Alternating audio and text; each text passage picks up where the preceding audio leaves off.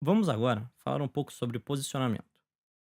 Temos agora em nosso navegador um elemento posicionado no início da página. Ele está posicionado no canto superior esquerdo. Este elemento, ele tem por padrão uma posição estática. Essa é a posição de todos os elementos. E o que quer dizer uma posição estática? Quer dizer que este elemento está exatamente onde ele deveria estar. Ele está em um ponto estático criado para ele. Este ponto é o ponto onde começa o elemento. Este elemento, por exemplo, começa no canto superior esquerdo. Este é o ponto zero em relação ao topo e zero em relação à esquerda. O ponto inicial deste elemento é o ponto top zero, left zero. Esse elemento, corta, esse elemento está com a posição estática. Digamos que eu queira que este elemento comece com 20 pixels para cima e 40 pixels para a esquerda. Eu quero que o ponto inicial dele deixe de ser um ponto estático e passe a ser um ponto definido por essas medidas: 20 pixels em relação ao topo e 40 pixels em relação à esquerda. Para fazer isso, eu não posso ter uma posição estática neste elemento. Eu tenho que mudar a posição para esta posição ser relativa. É uma posição 20 pixels para cima e 40 pixels para a esquerda relativa ao ponto inicial. O ponto inicial do meu elemento era topo zero, left zero. Agora tem um ponto relativo a 20 pixels do topo e 40 pixels da esquerda.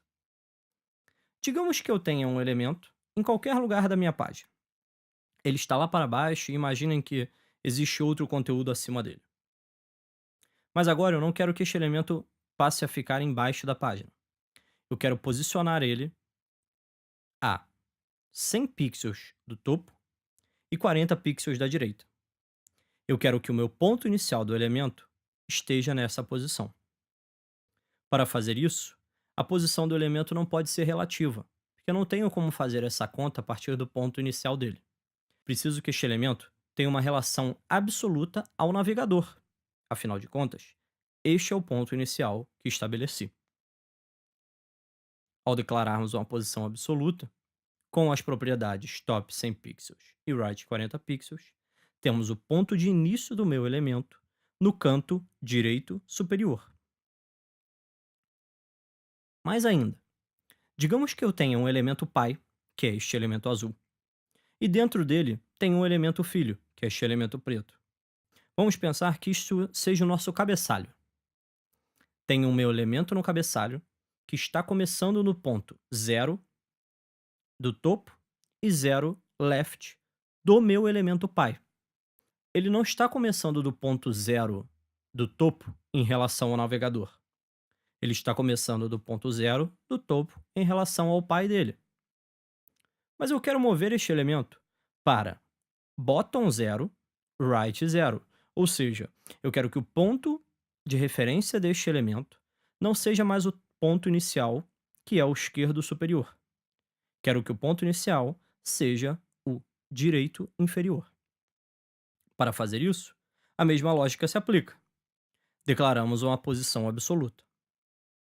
Mas se simplesmente declararmos uma posição absoluta, nosso elemento ficará absoluto em relação ao navegador e não em relação ao próprio pai. Para que este elemento esteja em uma posição absoluta em relação ao próprio pai, precisamos que o pai tenha um posicionamento relativo.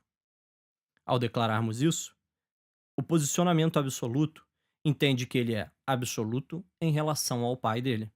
Logo, o ponto inicial passa a ser o ponto inferior direito.